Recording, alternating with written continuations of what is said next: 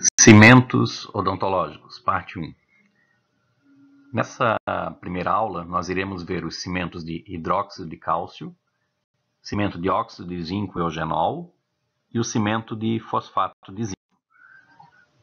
Começando pelo cimento de hidróxido de cálcio. É um cimento muito utilizado dentro da odontologia. Ele basicamente é usado em forramentos cavitários, quando o dentista vai fazer uma restauração e quer proteger o complexo dentino-pulpar de alguma agressão do material restaurador. Então, pode-se utilizar o cimento de hidróxido de cálcio como um isolante térmico ou como um material forrador cavitário. Ele tem baixa resistência à compressão e à tração, então ele não pode receber muita carga. Então, frequentemente, ele é colocado numa camada muito fina. E exatamente por ser colocado numa camada muito fina sobre o dente, é que o fato dele ser considerado um isolante térmico, ele é muito questionado por alguns autores dentro da odontologia. É importante frisar que esse cimento de hidróxido de cálcio também tem propriedades antimicrobianas, ele tem um pH próximo de 12, então bastante alcalino, que inibe a ação de muitas bactérias. E ele também tem como característica, a estimulação da deposição de dentina. Na verdade, ele faz uma espécie de uma pequena agressão dentro dos tubos dentinários que promove uma reação de reparação do complexo dentino-pulpar, ou seja, a polpa ela acaba se retraindo e dando origem à formação de dentina reparadora. Então, o cimento de hidróxido de cálcio tem essa função também. A composição do cimento de hidróxido de cálcio ela é geralmente feita por uma pasta base e uma pasta catalisadora, que são misturadas, Lembrando que o óxido de zinco e o hidróxido de cálcio estão presentes na pasta catalisadora. O óxido de zinco também está presente na pasta base. E após ser feitas as misturas em iguais proporções, nós teremos então o produto pronto para uso dentro da cavidade dentária. Ele é sempre fornecido então em duas pastas, elas são misturadas em quantidades iguais sobre uma placa de vidro ou um bloco de papel, isso fica a critério do profissional. Geralmente o fabricante junto no kit que vende junto com as duas pastas, a base e a catalisadora, já acompanha um bloco de papel para poder ser executada a mistura, mas pode ser feita também numa placa de vidro. E para levar o material que foi misturado à cavidade, usa sempre um aplicador de cal. Esse aplicador de cal é um instrumento que está fotografado aqui no lado direito do slide. Vocês podem observar que tem uma espécie de uma esfera, uma bolinha na ponta desse instrumento, justamente para facilitar a inserção do material na cavidade. Para entender melhor a manipulação do cimento de hidróxido de cálcio, eu deixo para vocês esse vídeo que mostra exatamente todo o processo de manipulação de um cimento de hidróxido de cálcio. E o tempo de presa desse material fica geralmente entre 2,5 a 5 minutos e meio, o tempo de endurecimento do material. Há também o hidróxido de cálcio fotopolimerizado, são materiais mais recentes que a gente também encontra nas dentárias à venda, E eu destaquei aqui nesse quadro alguns fabricantes, como a Dentsply, a Biodinâmica, a Ultradent, que fabricam esses materiais. Basicamente é uma pasta única, onde com a ação do aparelho fotopolimerizador que o dentista usa para fazer restaurações em resina, o material sofre presa. E as indicações principais do cimento de hidróxido de cálcio são no capeamento pulpar direto ou no indireto. O capeamento pulpar direto é aquele em que, se, por exemplo, durante um preparo cavitário, o cirurgião dentista ele põe acidentalmente a polpa dentária, é um tratamento que pode ser feito utilizando o hidróxido de cálcio. Essa polpa dentária ela sofre um processo de proteção utilizando-se o pó de hidróxido de cálcio e posteriormente aplicando-se uma camada de pasta de hidróxido de cálcio. O capeamento indireto é quando não existe a exposição pulpar, então o hidróxido de cálcio é utilizado simplesmente sobre a dentina. Na realização de pulpotomias, quando se corta a parte coronária do nervo dentário, Então nós temos a utilização também do hidróxido de cálcio. Ele é utilizado no forramento cavitário, quando tem cavidades muito profundas, justamente para dar uma maior segurança de isolamento térmico a essas restaurações, pela proximidade, para evitar a proximidade da restauração com o tecido pulpar. É utilizado também para cimentações provisórias. O outro cimento que a gente também vai estudar na aula de hoje é o cimento de óxido de zinco eugenol. Esse é um cimento bastante utilizado dentro da odontologia e ele tem uma característica interessante que o eugenol, que é um dos componentes, ele é o responsável por aquele famoso cheiro do dentista, que as pessoas falam.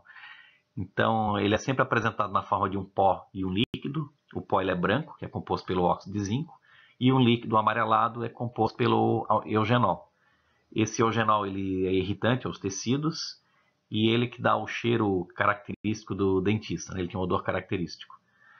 É um material que, quando colocado como material restaurador provisório, né, num dente de um paciente, ele sempre tem a característica de ser radiopaco, ou seja, ele aparece numa radiografia como uma mancha esbranquiçada, né? E ele sempre inibe a polimerização de resinas compostas, então ele não deve ser utilizado como material de forrador se posteriormente eu tenha como planejamento a realização de uma restauração em resina composta. Se eu for realizar uma restauração de amálgama, aí ele pode ser utilizado como material forrador. Biologicamente ele é compatível com a polpa, ele tem um pH neutro, em torno de 7. Ele tem um bom escoamento, preenche muito bem a cavidade e ele é de baixo custo, então ele é amplamente utilizado na odontologia, tanto no âmbito de serviço privado quanto no serviço público. Então a composição, como eu já falei, o pó é basicamente composto pelo óxido de zinco e o líquido basicamente é composto pelo eugenol. A apresentação comercial, então aqui tem uma foto mostrando o pó num frasco mais à esquerda e o líquido num outro frasco mais escuro, né? Mais à direita. O pó mais à esquerda, o líquido mais à direita, né?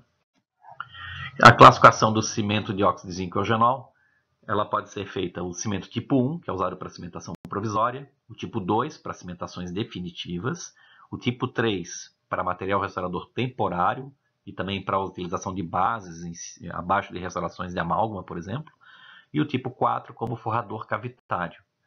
Essa classificação ela responde à especificação número 30 da American Dental Association, a conhecida ADA.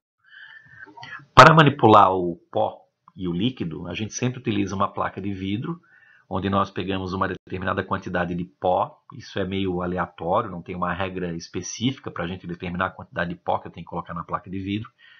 E a gente coloca isso numa parte da placa de vidro, justamente do lado direito ou no lado esquerdo, fica a critério de cada um. E no lado oposto, nós colocamos 3 a 4 gotas do eugenol.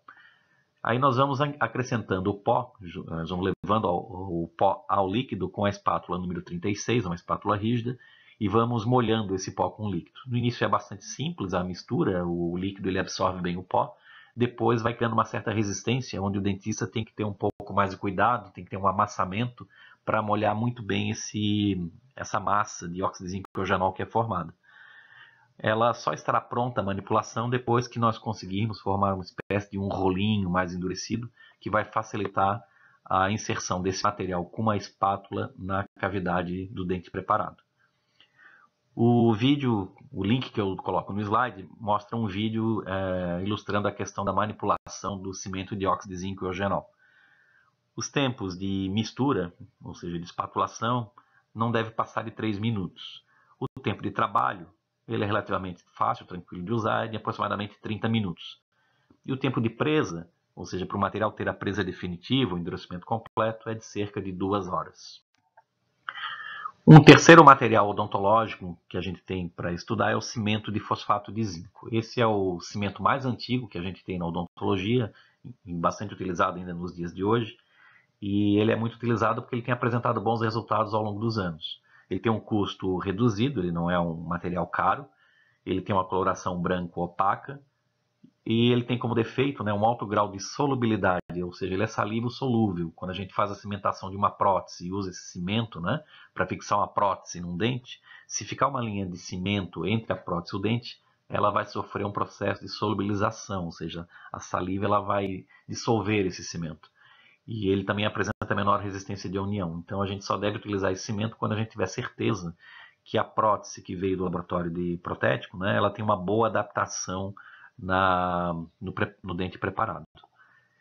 Então, em relação aos outros cimentos resinosos, que são cimentos mais modernos, ele tem sempre menor resistência da união e apresenta esse problema da solubilidade nas suas margens.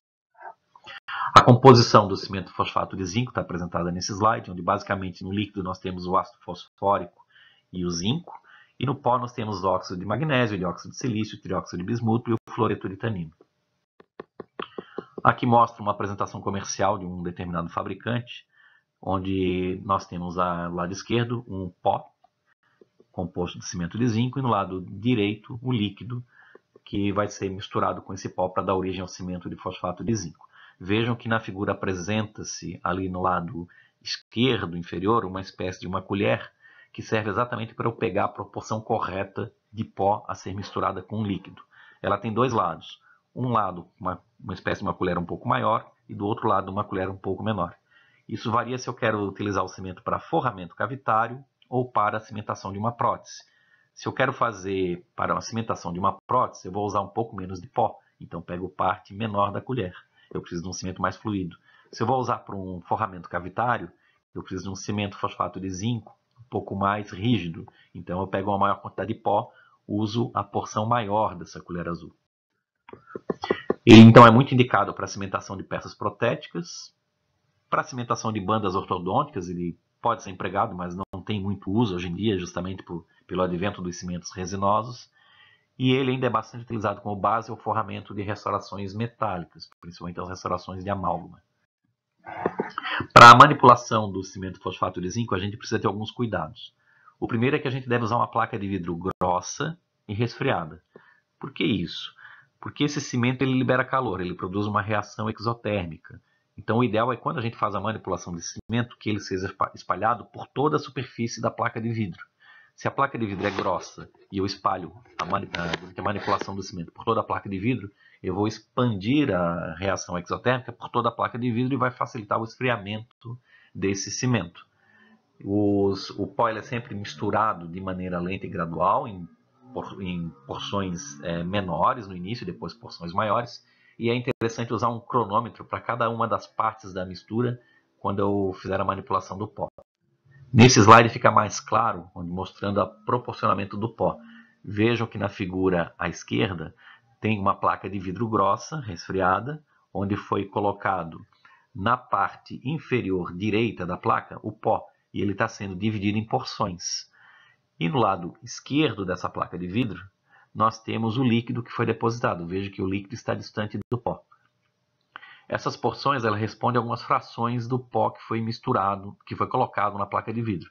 Vejam que eles foram divididos em porções de 1/32 avos, 1/32 avos, 1/16 avos, 1/8 avos, 1/4 avos e 1/meio.